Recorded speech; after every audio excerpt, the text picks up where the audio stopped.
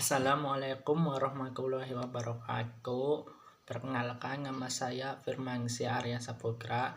Di sini saya akan menjawab tugas secara verbal terkait pertanyaan analisis grafimetri dan regresi. Pertanyaan nomor 1, apa prinsip dasar dari analisis grafimetri dan mengapa pengukuran massa yang akurat sangat penting dalam metode ini? Prinsip dasar dari analisis grafimetri merupakan pemisahan fisik analik atau zat yang akan dianalisis dari sampel lainnya melalui berbagai metode seperti penganggapan. Teknik penganggapan seringkali digunakan karena mampu memisahkan analik dari pengukur atau zat lainnya dalam larutan. Setelah analik terpisah, kita mengukur massa anggapan yang terbentuk dengan sangat hati-hati. Dari massa ini kita dapat menghitung berapa banyak zat yang terkandung dalam sampel tersebut.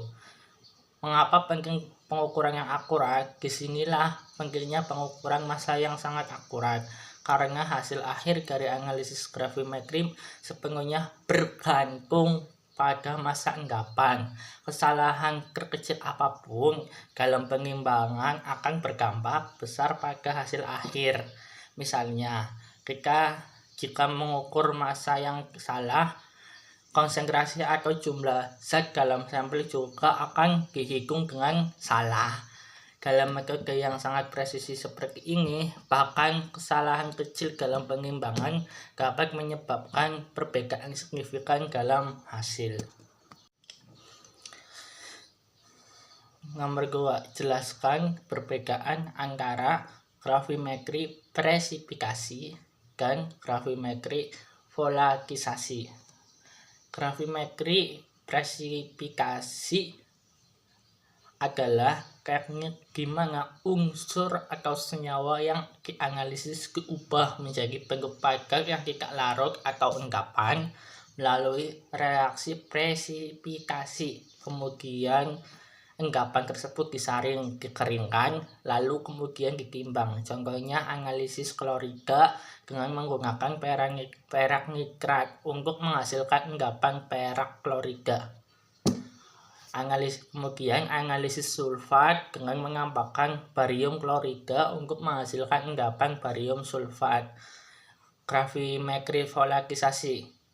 Grafimetri volatilizasi merupakan teknik di mana zat yang dianalisis diubah menjadi bentuk gas yang mudah menguap melalui pemanasan atau penguraian thermal. Kemudian gas yang dihasilkan diukur secara tidak langsung melalui kehilangan massa dari sampel. Yang pertama contohnya analisis air dalam suatu sampel melalui pengeringan. Setelah dipanaskan untuk menguapkan air dan kehilangan massa dihitung untuk menentukan kandungan air. Yang kedua, pengangguan kadar CO2 dalam sampel dengan memanaskan senyawa karbonat yang menghasilkan CO2 sebagai gas. Mengapa penting untuk mengeringkan atau mengabukan presipikat sebelum ditimbang dalam analisis grafimetri? Mengeringkan atau mengabukan presipikat sebelum ditimbang dalam analisis grafimetri sangat penting karena pada proses ini memastikan bahwa hanya zat murni yang tersisa untuk ditimbang. Jika tidak dilakukan, maka hasil penimbangan bisa menjadi tidak akurat akibat adanya kontaminan atau kelembaban yang dapat mempengaruhi presipikat. Beberapa alasan utama yang akan saya sampaikan yakni 1. Menghilangkan kelembaban. Anggapan yang baru dipisahkan dari larutan cenderung mengandung air, bahkan dalam bentuk air permukaan atau air bebas atau air kristal yang terikat dalam struktur kimia jika anggapan tersebut ditimbang dalam keadaan basah, maka air akan ikut terukur sehingga hasil analisis tidak akan akurat. Yang kedua, menghilangkan zat pengotor. Selama proses presifikasi, endapan bisa menyerap zat polatif seperti gas atau pelarut organik yang bisa mempengaruhi massa. Dalam pengeringan atau pengabuhan pada suhu tepat, kotoran volatil ini akan menguap sehingga tidak mempengaruhi hasil pengimbangan. Yang ketiga, mencapai bentuk stabil atau garis endapan. Beberapa endapan mungkin belum sepenuhnya stabil pada bentuk awalnya. Dengan pengeringan atau pengabuhan, presipikat dapat berubah menjadi bentuk yang lebih stabil dan tidak reaktif terhadap udara atau kelembaban lingkungan. Inilah penting untuk memastikan bahwa massa yang ditimbang adalah massa zat yang benar-benar murni. Identifikasi sumber kesalahan umum dalam analisis gravimetri dan diskusikan serta strategi untuk minimalisir kesalahan-kesalahan tersebut.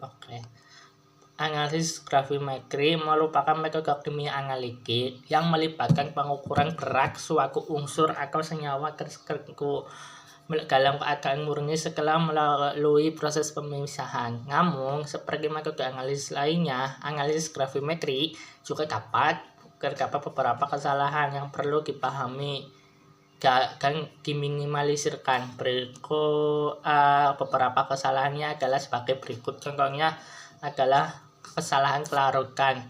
Zat yang tidak cukup larut dapat menyebabkan kesulitan dalam menganggapkan analitnya secara sempurna. Skala kakinya merupakan pilih pelarut yang tepat dan pastikan analik memiliki kelarutan yang sangat kecil untuk menganggap dengan baik. Yang kedua, ketidakpastian susunan akhir endapan. Dalam ketidakpastian dalam susunan akhir penganggapan dapat menyebabkan kesalahan dalam menghitung berat analik. Strateginya yakni pastikan endapan yang dihasilkan memiliki komposisi yang stabil dan murni. Lakukan penyucian yang teliti untuk menghilangkan pengotor dan juga pastikan endapan berukuran lebih besar dari pori-pori penyaring. Yang ketiga, pengaruh sumber-sumber kesalahan yakni seperti perubahan kimia serta selama proses pengeringan dapat mempengaruhi hasil pengimbangan. Strateginya adalah menggunakan metode pengeringan yang cepat seperti pemanasan inframerah, kompor listrik, pembakaran gas, atau oven microwave untuk meminimalisirkan komposisi thermal. Keempat, peralatan dan kalibrasi. Kesalahannya yakni peralatan yang tidak terkalibrasi dapat mempengaruhi hasil akurasi pengimbangan. Strateginya gunakan neraca yang sesuai dan terkalibrasi untuk memastikan kesalahan yang sangat kecil. Nomor 5, deskripsikan satu aplikasi praktis di mana analisis gravimetri sangat penting dan jelaskan relevansinya. Salah satu aplikasi praktis yang sangat penting dari analisis gravimetri adalah dalam penentuan kadar sulfat dalam air limbah industri. Dalam industri kimia, tekstil, dan manufaktur, air limbah yang dihasilkan sering mengandung ion sulfat dalam jumlah yang signifikan. Pengukuran kadar sulfat ini sangat penting untuk memastikan bahwa air limbah yang dibuang ke lingkungan sesuai dengan standar lingkungan yang ketat. Relevansi yakni 1. Pengendalian polusi. Kadar sulfat yang tinggi dalam air dapat menyebabkan pencemaran lingkungan seperti merusak kualitas air sungai atau danau atau bahkan laut sekalipun. Dengan analisis gravimetri, sulfat dapat diendapkan dalam bentuk barium sulfat yang kemudian ditimbang dengan akurat. Ini memastikan bahwa kadar sulfat yang ada di dalam air dapat diukur dengan presisi tinggi akan dipanggil sesuai regulasi. 6. Pertanyaan terkait kekerasi sampai nomor 10. Pertanyaan nomor 6, apa perbedaan antara titik ekuivalen dan titik akhir dalam kekerasi dan mengapa perbedaan itu penting? Titik akhir dan titik ekuivalen. Yang pertama titik akhir, tahap di mana warna indikator berubah. Sedangkan titik ekuivalen, tahap di mana kikran menjadi identik secara kimia dengan analit dalam sampel. Titik akhir terjadi setelah titik ekuivalen. Sedangkan titik ekuivalen mendahului titik akhir. Titik akhir asam lemah biasanya memiliki titik akhir tunggal. Sedangkan titik ekuivalen, asam lemah mungkin memiliki beberapa titik ekuivalen.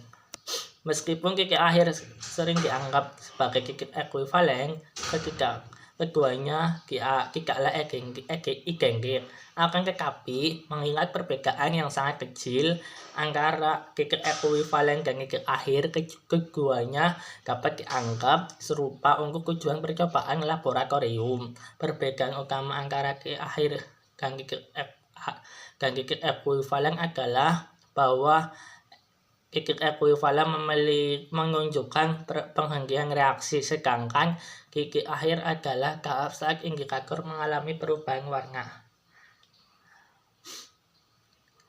Dan mengapa perbedaan ini penting? Titik ekuivalen adalah titik yang secara teoritis diinginkan dalam titrasi karena menunjukkan saat jumlah kikran dan analitnya tepat seimbang melalui reaksi kimia.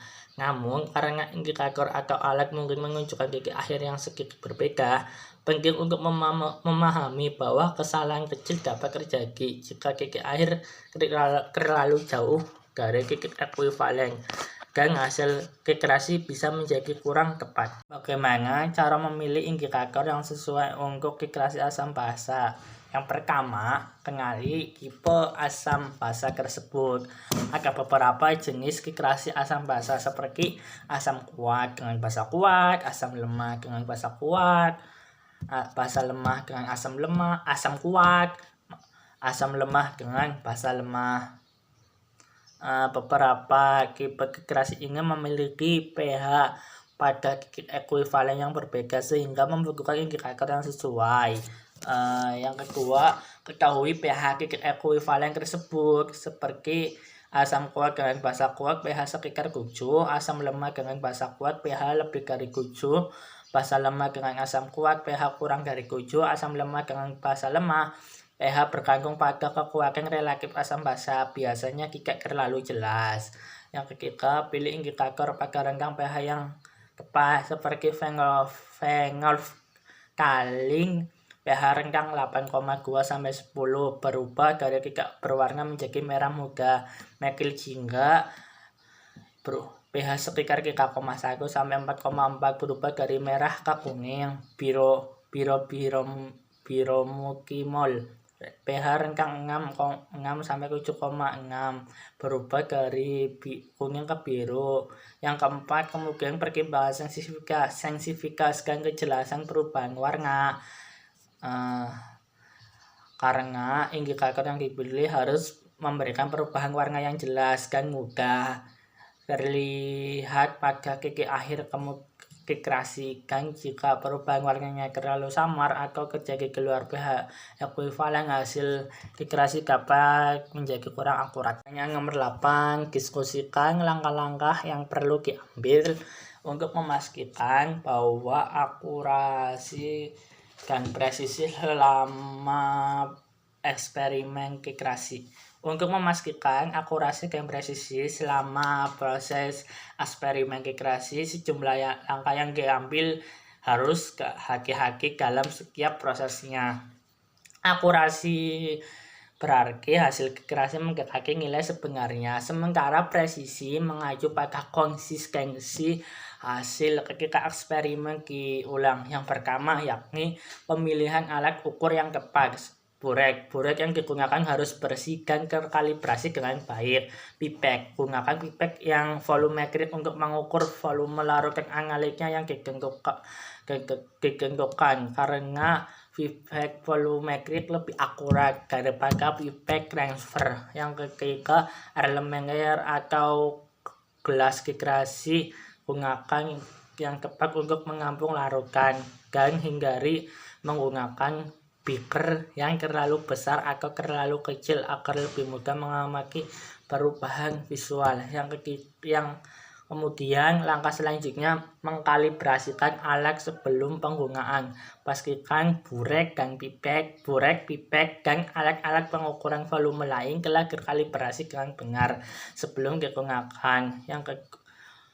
Langkah ketiga yakni kebersihan alat kikrasi, burek, pipet, dan wadah kikrasi pertama haruslah bersih dan bebas dari kontaminasi.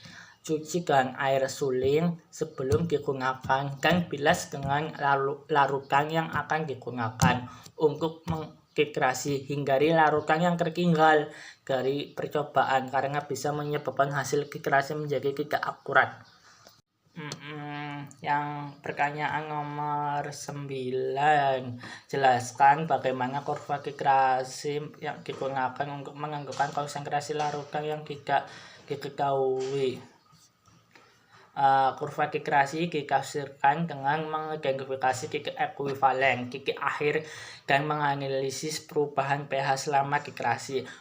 Kurva kikrasi adalah representasi grafis dari pH larutan sebagai fungsi volume yang ditambahkan. Kurva ini digunakan untuk menentukan konsentrasi larutan yang tidak diketahui dengan menambahkan larutan dengan konsentrasi yang diketahui hingga reaksi antara keduanya selesai. Ini dikenal sebagai titik ekuivalen, yaitu titik di mana jumlah kikra yang ditambahkan cukup untuk menetralisir analis sepenuhnya. Titik ekuivalen biasanya ditunjukkan oleh perubahan tajam pada pH larutan yang diwakili oleh bagian dari vertikal pada kurva kikrasi.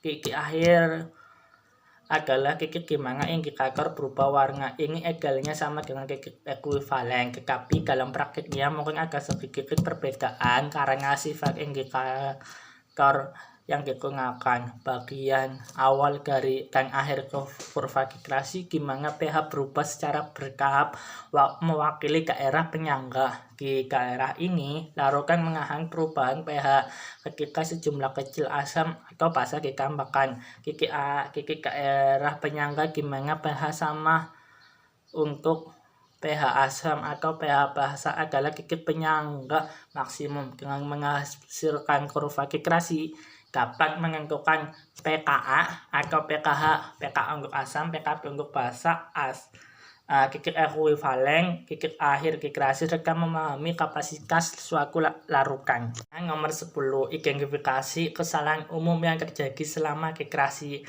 dan sarankan metode untuk menghindari kesalahan tersebut. Pertama, pada kesalahan dalam membaca meniskus burek. Kesalahannya yakni pembacaan meniskus burek yang tidak tepat dapat menyebabkan kesalahan dalam mengukur volume larutan standar. Metode menghindarinya yakni untuk menghindari kesalahan ini, pembaca meniskus burek harus dilakukan dengan mata tetap lurus dengan permukaan cairan. Dengan demikian hasil pembacaan akan lebih akurat. Yang kedua, kesalahan mata dalam mengidentifikasi titik akhir kikrasi. Mata tidak memiliki kemampuan yang berbeda-beda dalam melihat dan menangkap warna sehingga pembacaan warna indikator dapat berbeda-beda untuk setiap analisisnya. Metode menghindarinya yakni menggunakan perangkat yang dapat mengirim iklan untuk berhenti pada titik akhir dan menghitung konsentrasi analitiknya secara otomatis dapat menyebabkan kesalahan ini. Yang ketiga, burek yang masih kotor. Kesalahannya burek yang kotor dapat memberikan kontaminasi yang pada pelarut pengikrasi yang dapat menyebabkan kesalahan dalam menentukan titik akhir kikrasi. Metodenya yakni pastikan burek selalu bersih sebelum digunakan.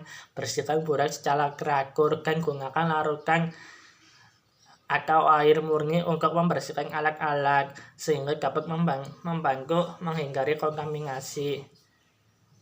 Yang keempat yakni penggunaan pemahaman kurva kikrasi. Kurangnya pemahaman kurva kikrasi menghindarinya yakni melakukan pelatihan yang memadai Tentang cara membaca kurva kekrasi dan memahami syarat-syarat analis kekrasi dapat membantu menghindari kesalahan ini.